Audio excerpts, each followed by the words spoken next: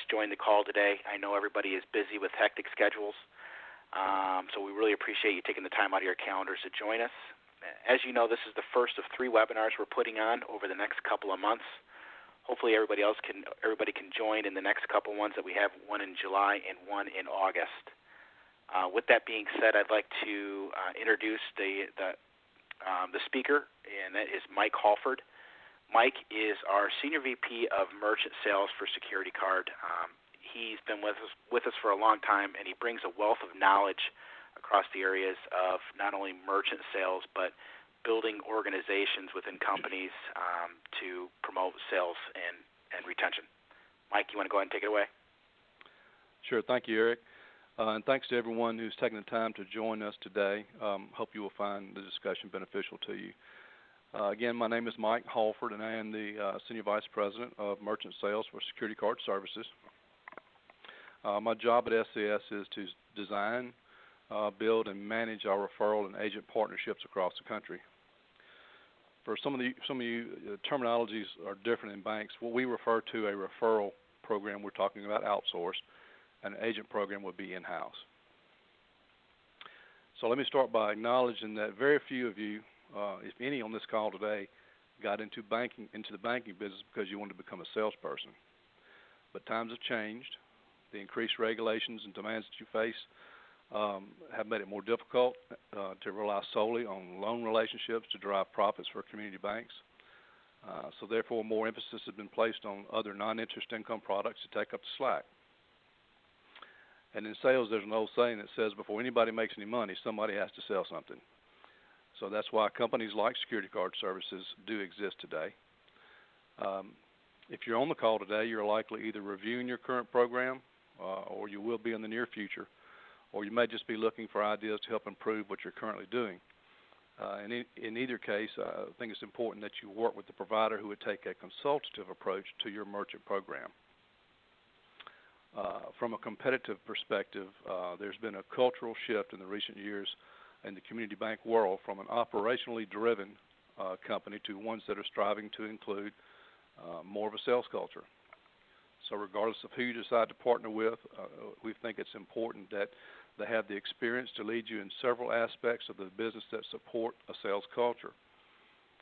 This partner needs to obviously have a sales mentality.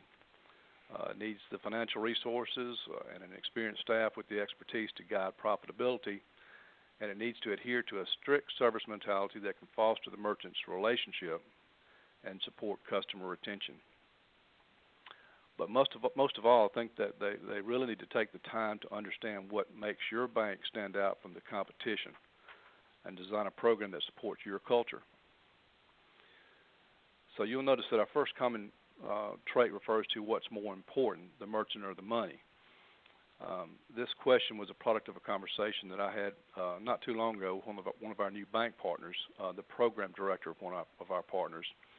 They just walked away from a long-term relationship and a large number of merchant accounts in hopes of improving the customer care piece of their program. And all of you know that boardrooms are made up of several different personalities, all of whom have different opinions about how to get to the same goal. And typically those tables have people that are focusing on customer volume and growth, and you have others that are focusing on profit and margin. So you can imagine that the program director at that particular bank was anxious over the whole transition and concerned about the success of their program. So trying to be a good partner, I asked the program director, in order to be considered successful, what was more important to the bank, the merchant or the money? Now, obviously, the obvious answer is that both are important, and none of this conversation ever means to minimize the importance of revenue, because that's why we're all here. But you can't have one without the other, and we think that it's important that you don't get too lost in the price and the margins on the front end of your relationship, because you have to get the opportunity to manage the relationship before you can actually build revenue there. We feel like you should take a consultative approach to your merchants. That will help you to build trust, that you can take care of their needs. We feel as though you should have a robust suite of technology products that provide you the ability to compete effectively in the marketplace as well.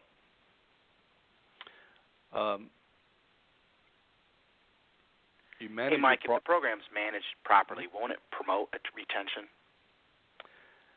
Sure, Eric. Proper management, I think, is paramount to building the consistent information and your messages that you send out to your customers on a regular basis are what fosters retention. I think that most people will be shocked as to how many of their merchants really don't have any idea who they're processing their card transactions through. They've signed an application years ago, and they've just been the money's been getting in the account, and that's all they really know. And the vast majority of those really don't know that the bank even offers the service. So, communication to your merchant base from the bank about the availability of the service and the bank's commitment to make sure that it's run properly and with integrity, I think, is important. When you say, a lot of bank customers don't know that the bank offers merchant services, can you speak a little bit to that? Speaking to DDA penetration rate for merchant services and what we see across the country? Sure. So for years, merchant services has, until the last 2 or 3 years, I would say, merchant services was somewhat of an afterthought because it was a product that banks had access to, but it also came with some baggage. It's a difficult product. Things happen in merchant services, and it was just always easier just not to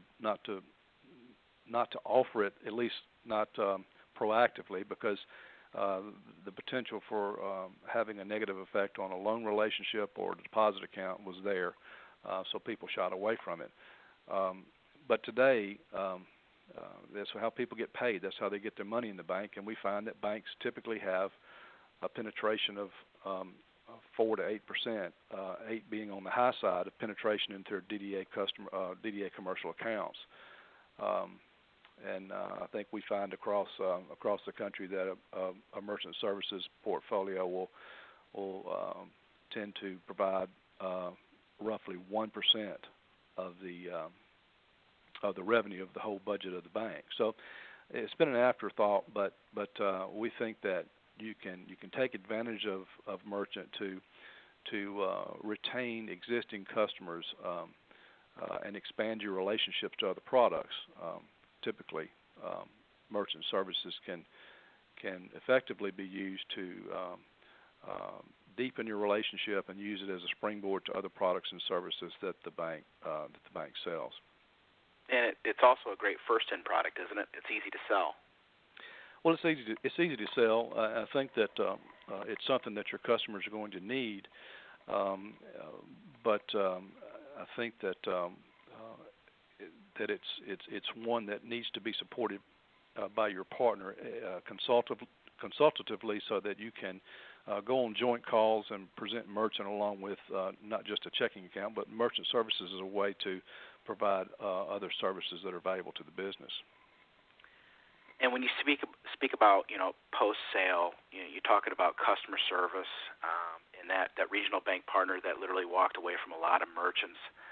It was all about customer care. And when you talk about growth, we talk about net new growth. And can you talk about the average lifespan of a merchant from ISO partners out there versus that of community and regional banks? Sure. I think that one of the competitive advantages that community banks have today is that they do the relationship is more important. I guess you would say that they understand that the community bank customer requires more hand-holding. If it wasn't for the increased customer service that community banks give to their customers, they likely wouldn't even exist today. Your larger financial institutions out there are more transactional, and it's harder for them to customize their programs to take care of a particular culture in an individual market. So, merchant allows you the ability to do those things as well. Mike, moving on to commitment from the entire organization, really at the bank level. Can you talk about how these programs are successful and what really is needed from a senior management perspective down to the person that runs the merchant program, down to the bank, down to the branch level, down to even the teller level. Can you talk a little bit about that? Sure. So, as everyone knows, senior management makes the final decision to partner with whoever you're going to partner with, and it's usually a product of information that's been pushed up from the folks that are going to be running the program. And the fact is that once senior management makes that decision, they typically move on to other issues within the bank. They don't focus on one particular segment of business every day within the bank. So they've made the decision, and they've put the responsibility for success on someone on the next layer down, to somewhere in middle management that is being judged by the success and the performance of the program. So you have someone in the bank, whether it be agent or referral. There's always someone in the bank that's running point for the program. But we acknowledge that one person cannot by themselves make that program a success. You've got to have commitment throughout your organization in order to drive it forward. So you need to make sure that your provider is committed to that person that's running that program as well as to their own company. Our jobs as merchant services provider, we like to say we want to make a star out of the person that's running the organizational merchant program, so that we get opportunities to extend our relationships.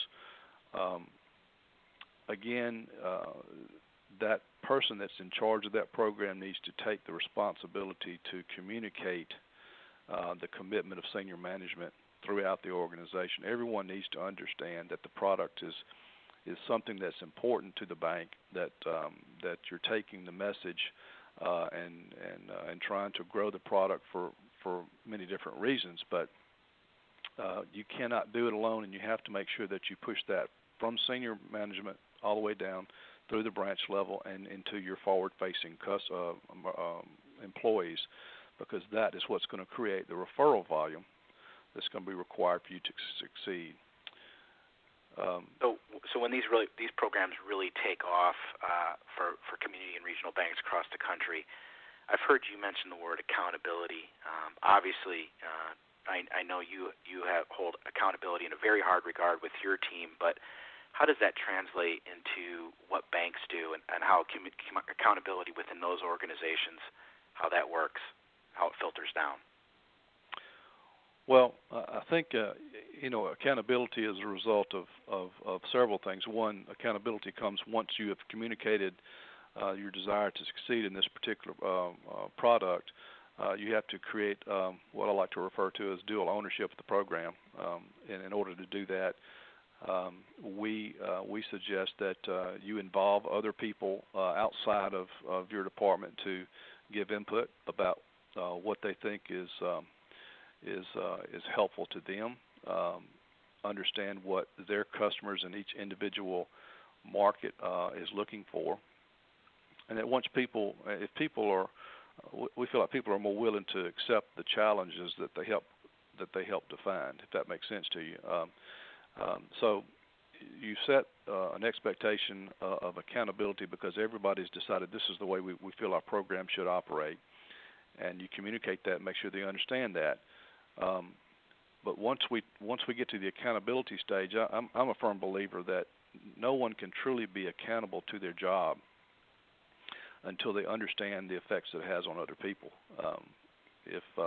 If you know that what you do or don't do and the effects, the positive or negative effects it has on others, you're more likely to be to work in a way that doesn't create those problems. And I think everybody typically wants to do a good job. They want the job that they do to be a compliment to others, and but you have to understand the effects. And so what we typically try to do is we say we want to put everyone in a glass house. Everybody likes to talk about transparency, and that's kind of a cliche, but I think that the glass house mentality is that we feel like the bank and your provider, your sales team, and your merchant all need to be in this glass house so everyone can see what the other person is doing.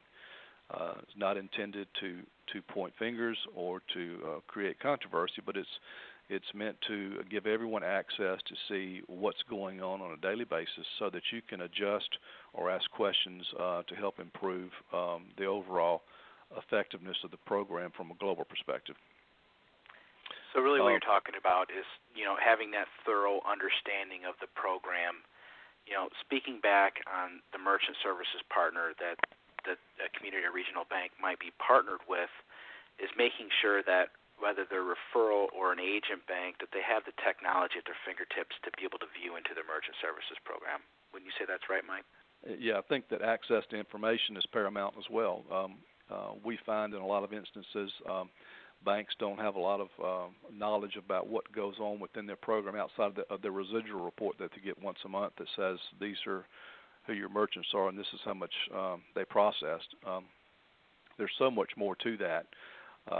And as I said at the beginning of the call, merchant comes with some baggage sometimes. There are issues that come with that. And if those that don't provide information typically don't let you know when there are issues. And we think you need to know when there are issues so that you can reach out to your customers and let them know we understand that you had a terminal go down on a Saturday night, for example, and we just want to check and make sure that we got that taken care of for you, even though the bank did not have was not the person that was actually taking care of it. The merchant thinks that the bank is. Therefore, we think you need to have access to everything that goes on within your program, both good and bad. And I think that the technology out there today, there are systems that are customizable that you can use to set this up where everyone on your team can have access to what's going on. It also creates a lot of reporting that is available to you to be able to provide to senior management and others in leadership roles in the bank to help you foster that accountability that we're talking about. We don't typically want to say that the reports are used to beat people over the head with poor performance, but we do feel like that nobody wants to be at the bottom of the list. Everybody wants to be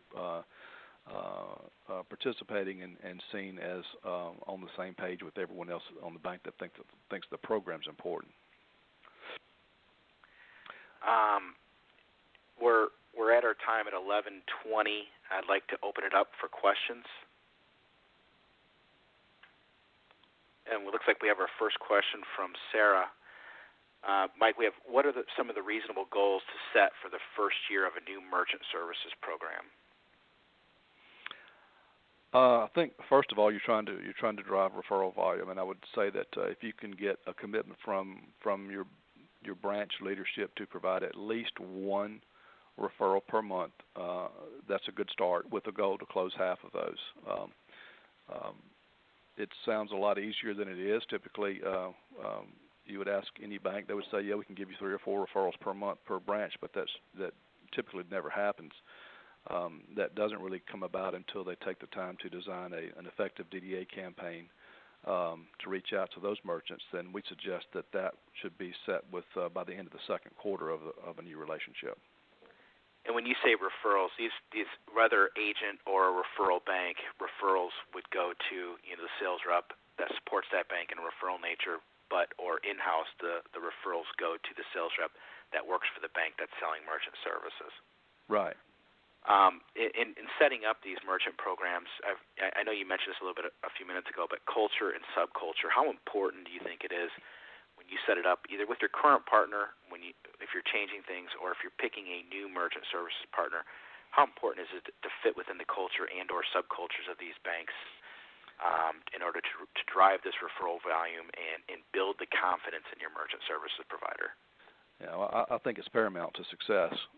At the end of the day, you have to understand that every bank is different. Each program is different, and it's a result of culture that was decided years ago in some instances.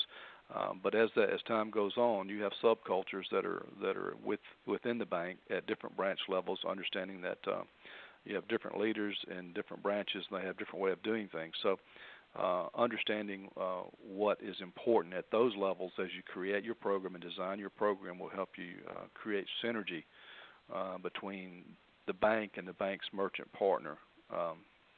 It's very important that the bank and the merchant provider can go shoulder to shoulder out into the marketplace with the same values and same goals.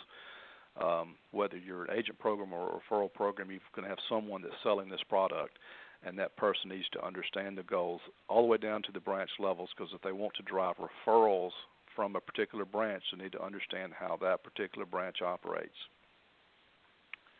Got it. And in those first 2 quarters, as you say, in the first year of a new merchant services program, can you talk about, I know you've built a number of what we call a merchant services action plan, either, again, for a referral or an agent.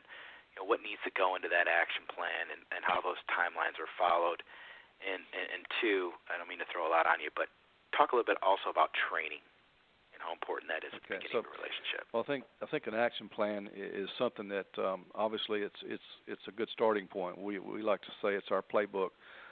So you should have a playbook on what you're going to do when. The program, as you set one up, whether it's transitioning to a new provider or you're starting one from scratch, you need to understand what's going to happen and when it's going to happen. It's very systematic. If it's not organized, it has a potential to become a huge mess for you. So I think putting together a plan that is derived through conversations with everyone in the bank that's going to be involved in the program, setting timelines and expectations, putting people in charge of some of these timelines that are important. You use that on the front end, and you just adjust it as you go along. You recognize that things happen and things change, and when they do change, it's important that you react and kind of retool the playbook. But in respect to training, I think it's something that needs to be ongoing. It's not something you can come in and do one day and walk away, because employee turnover and new hires and so forth constantly require training. So you should find a partner that has a robust program, whether it be online or willing to come into your branches and into the bank and do presentations for you. Your salespeople should have the ability to go into your branches and be invited into your branches to make product presentations to drive referral volume, because that creates confidence that the person that they're going to refer to is going to do a really good job of taking care of their customer relationship. That's probably the biggest roadblock to referral volume, is that the bankers, those relationship managers, sometimes don't have confidence in the person that's going to take care of them, whether it's from the sales perspective or from the service after the sale. You have to work really hard on the front end of the relationship to put those things in place, and you have to be consistent in that approach. And training, it's just as important in a referral program as it is an agent program, wouldn't you say, down to the branch level, teller level? Oh yeah, I think so, and I think that I wouldn't say that one program it requires more training than another. I think both of them are the same.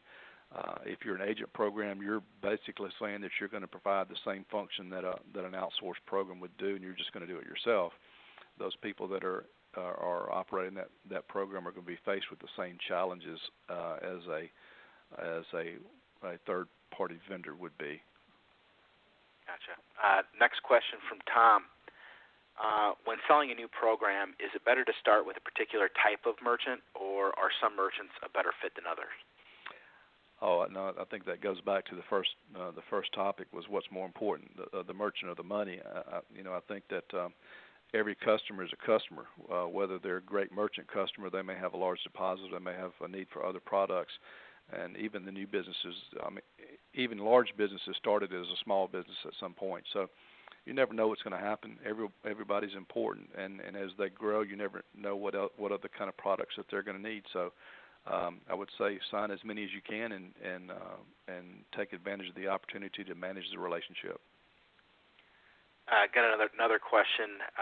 What is the branch's role in supporting a merchant services program? Well, I would say the branch level is really the front lines for the referral volume. The referral volume is the lifeline of the program. If you don't have any referral volume, you're not going to achieve growth. You're not going to realize your revenue goals. So that's why I think it's extremely important for you to stay active at the branch level. If you've got sales employees or partners that are out there representing your program for you, they need to start their day in one of your branches.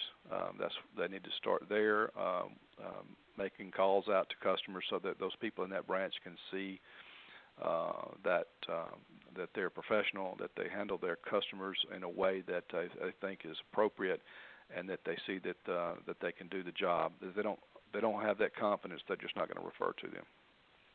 And speaking from a referral bank, outsource bank perspective, they have a sales rep or sales reps that support a referral bank.